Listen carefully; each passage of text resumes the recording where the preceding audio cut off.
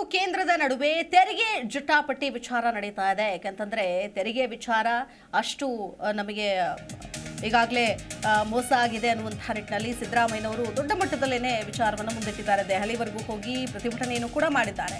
CM Modi ಬಗ್ಗೆ ಹಗುರವಾಗಿ ಮಾತನಾಡುವುದನ್ನು ಬಿಡಬೇಕು, ಯಾವುದೇ ಪ್ರಧಾನಿಯನ್ನ ಹಗುರವಾಗಿ ಮಾತನಾಡಬಾರದು ಅಂತ ಚಿತ್ರದುರ್ಗದಲ್ಲಿ ಸಂಸದ ನಾರಾಯಣ ಸ್ವಾಮಿ ಹೇಳಿಕೆ ಕೊಟ್ಟಿದ್ದಾರೆ. ದೇಶದ ಯಾವುದೇ ರಾಜ್ಯಕ್ಕೆ GST ಬಿಡುಗಡೆ ಮಾಡಿರಬಹುದು. ಆರ್ಥಿಕವಾಗಿ ಕೇಂದ್ರ ಬಿಡುಗಡೆ ಮಾಡಿದ ಹಣ ಅದಕ್ಕೆ ಉಪಯೋಗ ಆಗಬೇಕು. ಆರ್ಥಿಕ ಇಲಾಖೆ ನೀಡಿದ ಹಣವನ್ನ ಅದೇ ಯೋಜನೆಗೆ ವೆಚ್ಚ ಮಾಡಬೇಕು. ಆ ಯೋಜನೆಗೆ ಹಣ ವೆಚ್ಚ ಆಗದೆ ದುರುಪಯೋಗ ಆಗುತ್ತೆ. ಈ ದೇಶದ ಪ್ರತಿ ಸರ್ಕಾರ SNA ಮೂಲಕ ಪ್ರತ್ಯೇಕ ಅಕೌಂಟ್ ಮಾಡಬೇಕು. ಈ ರಾಜ್ಯ ಸರ್ಕಾರ ಎಸ್ಕೋ ಅಕೌಂಟ್ ಓಪನ್ ಮಾಡದೆ ಕೇಂದ್ರ ಸರ್ಕಾರ ಬಿಡುಗಡೆ ಮಾಡಿದ ಹಣ ಬಿಡುಗಡೆ ಮಾಡುತ್ತೋ ಅಥವಾ ಎಸ್ಕೋ ಅಕೌಂಟ್ ಮಾಡಿದ ಹಣ ಬಿಡುಗಡೆ ಮಾಡೋದನ್ನ ಬಿಜೆಪಿ ಸರ್ಕಾರ ಸಹಿಸಲ್ಲ. ಹೀಗೆ ಅನೇಕ ವಿಚಾರಗಳ ಕುರಿತಾಗಿ ಮಾತನಾಡಿದ್ದಾರೆ ನಾರಾಯಣ ಸ್ವಾಮಿ ಅವರು. ಯಾಕಂತಂದ್ರೆ ನೋಡಿ, ಒಂದು ಕಡೆ ತೆರಿಗೆ ಜಟಾಪಟಿ ನಡೀತಾ ಇದೆ. CM DCM ವಿಚಾರವನ್ನು ಕೂಡ ಅವರು ಮಾತನಾಡಿದ್ದಾರೆ. ನಾನು ನೀರಾವರಿ ಸಚಿವರನ್ನು ಭೇಟಿ ಮಾಡಿದ್ದೀವಿ, ಆಗ ಅವರು ಸಹಕಾರ ಕೊಡ್ತೀವಿ ಅಂತ ಹೇಳಿದ್ರು. ಎಸ್ಕೋ ಅಕೌಂಟ್ ಮಾಡಿ ಕಡತ ಕಳಿಸಿಕೊಟ್ರೆ ಹಣ ಬಿಡುಗಡೆ ಮಾಡ್ತೀವಿ ಅಂತ ಹೇಳಿದ್ರು ಅನ್ನುವಂತಹ ನಿಟ್ಟಿನಲ್ಲಿ ಮಾತನಾಡಿದ್ದಾರೆ. ಮೋದಿಯವರ ಬಗ್ಗೆ ಹಗುರವಾಗಿ ಮಾತಾಡೋದನ್ನು ಬಿಡಲಿ, ಯಾವುದೇ ಪ್ರಧಾನಿಯನ್ನು ಹಗುರವಾಗಿ ಮಾತಾಡೋದನ್ನು ಬಿಡಲಿ.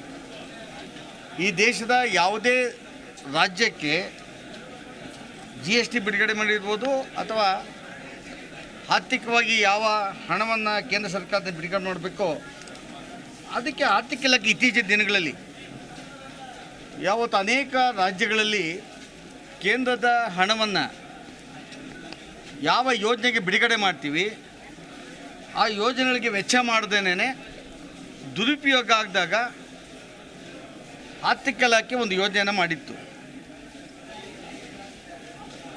ಈ ದೇಶದ ಪ್ರತಿ ಸರ್ಕಾರ SNA ಮುಖಾಂತರ ಸಪ್ರೇಟ್ ಅಕೌಂಟನ್ನು ಮಾಡಬೇಕಂತೇಳಿ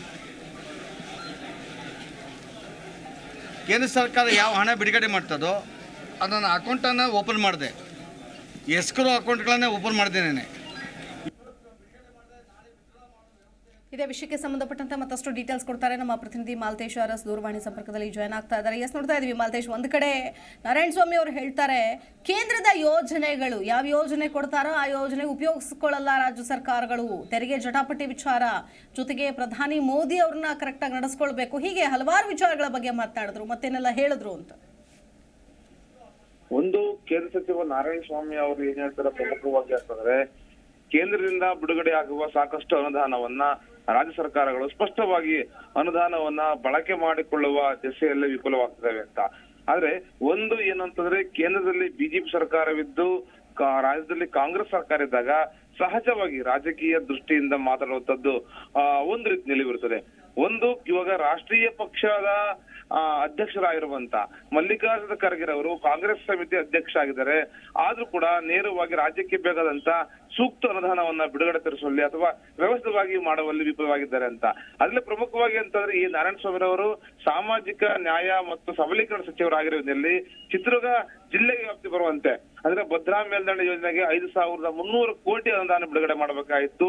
ಇಲ್ಲಿವರೆಗೂ ನಯಾ ಪೈಸೆ ಬಿಡುಗಡೆ ಮಾಡಿಲ್ಲ ಅಂತಂದು ಚಿತ್ರದುರ್ಗ ಜಿಲ್ಲೆಯನ್ನ ಬಂದ್ ಮಾಡಿದ್ರು.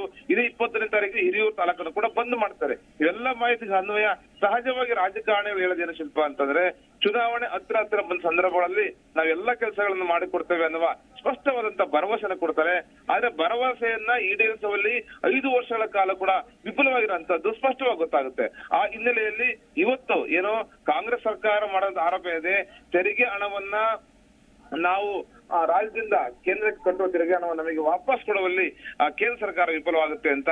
ಹಾಗಾಗಿ ಸಿದ್ದರಾಮಯ್ಯ ಮತ್ತು DK ಶಿವಕುಮಾರ್ ನೇತೃತ್ವದ ತಂಡ ಏನಿದೆ, ಸಚಿವರ ತಂಡ ಹೋಗಿ ಇಲ್ಲಿ ನವದೆಹಲಿಯಲ್ಲಿರುವ ಜಂತ್ರ ಮಂತರಲ್ಲೂ ಕೂಡ ಪ್ರತಿಭಟನೆ ಮಾಡಿದ್ರು. ಆ ಬಗ್ಗೆನೂ ಕೂಡ ಮಾತಾಡ್ತಾ ಹೇಳ್ತಾರೆ. ಒಟ್ಟಾರೆ ಅಂತಂದ್ರೆ, ರಾಜಕೀಯ ವ್ಯವಸ್ಥೆಗಳಲ್ಲಿ ಅಭಿವೃದ್ಧಿ ಆಗ್ಬೇಕಾದ್ದು ಮೂಲ ಮಂತ್ರ. ಆದ್ರೆ ರಾಜಕೀಯವೇ ಬಹುದೊಡ್ಡ ವಿಷಯ ಆಗ್ತಿರೋದು ಮಾತ್ರ ಇದೊಂದು ದ್ಯೋತಕ ಸಂಗತಿ ಇದೆ. ಒಟ್ಟಾರೆ ಬೆಳವಣಿಗೆಗಳಲ್ಲಿ ಏನಪ್ಪಾ ಅಂತ, ನಾರಾಯಣ ಸ್ವಾಮಿ ಅವರು ರಾಮ ಮಂದಿರಕ್ಕೆ ಹೋಗುವಂತ ಭಕ್ತರಿಗೆ ಶುಭಾರೈಕೆ ಜೊತೆಗೆ ಕ್ಷೇತ್ರದ ಅಭಿವೃದ್ಧಿ ಬಗ್ಗೆ ಮಾತಾಡಿದ್ರು ಮತ್ತು ಮುಂದಿನ ಬಾರಿ ಕ್ಷೇತ್ರಕ್ಕೆ ತಾವೇನ ಇಲ್ಲಿಗೆ ಆಕಾಂಕ್ಷಿ ಇದ್ದೀರಾ ಅಂತ ಕೇಳೋದಕ್ಕೆ ನಾನು ರಾಜಕಾರಣಿ ಅಲ್ಲ, ನಾನು ರಾಜಕೀಯ ಮಾಡೋದಕ್ಕೆ ಬಂದಿಲ್ಲ, ಅಭಿವೃದ್ಧಿ ಪರವಾಗಿ ಕೆಲಸ ಮಾಡ್ತೇನೆ ಅಂತ ಹೇಳಿದ್ರು. ಒಟ್ಟಾರೆ ಏನು ಅಂತಂದ್ರೆ ರಾಜ್ಯ ಸರ್ಕಾರ ಮಾಡ್ತಿರುವಂತ ಆರೋಪಗಳಿಗೆ ಸ್ಪಷ್ಟವಾಗಿ ತಳ್ಳುವಂತ ಕೆಲಸ ಮಾಡಿದ್ದಾರೆ. ಅಷ್ಟೇ ಅಲ್ಲ, ಭದ್ರಾ ಮೇಲ್ದಂಡೆ ಯೋಜನೆಗೆ ಬೇಕಾದಂತ 5,300 ಕೋಟಿ ಅನುದಾನವನ್ನ ಬಿಡುಗಡೆ ಮಾಡಿಸ್ತೀವಿ ಅಂತ ಕೂಡ ಮಾಹಿತಿ ಕೊಟ್ಟಿದ್ದಾರೆ. ಅದೇನಾಗ್ಲಿ, ಇವತ್ತಿನಿಂದ ಆರಂಭಗೊಂಡಿರುವ ರಾಜ್ಯದ ವಿಧಾನಸಭೆಯ ಅಧಿವೇಶನದಲ್ಲೂ ಕೂಡ ಚರ್ಚೆ ಆಗುತ್ತೆ. ಯಾಕಂದ್ರೆ ಅದೇ ಪ್ರಮುಖವಾದ ವಿಷಯ ಆಗಿದೆ. ಹಾಗಾಗಿ ಬಿಜೆಪಿ ಮತ್ತು ಕಾಂಗ್ರೆಸ್ ಸರ್ಕಾರದ ಜಟಾಪಟಿಗಳ ಸ್ಪಷ್ಟ ಉತ್ತರ ಏನು ಅಂತ ಬಜೆಟ್ ನಂತರವೇ ಗೊತ್ತಾಗಲಿದೆ. ಶಿಲ್ಪ. ಓಕೆ, ಧನ್ಯವಾದ ಮಾಲ್ತೇಶ್ ಡೀಟೇಲ್ಸ್ಗಾಗಿ. ಜಿ ಕನ್ನಡ ನ್ಯೂಸ್ ಈಗ ನಿಮ್ಮ ಮನೆಯಲ್ಲೇ ನೋಡಿ. ಎಲ್ಲ ಕೇಬಲ್ಗಳಲ್ಲಿ ಈಗ ಲಭ್ಯ. Sun Direct 292, Jio TV 1334, U digital 162, City Cable 51, GTPL 17, Abhishek cables 821, rock line telecommunication 51, Shri Basaveshwara number 60, Vinayaka digital number 53, in digital number 896ರಲ್ಲಿ. ನಿಮ್ಮಿಷ್ಟದ ಜಿ ಕನ್ನಡ ನ್ಯೂಸ್ ನೋಡಿ ಆನಂದಿಸಿ.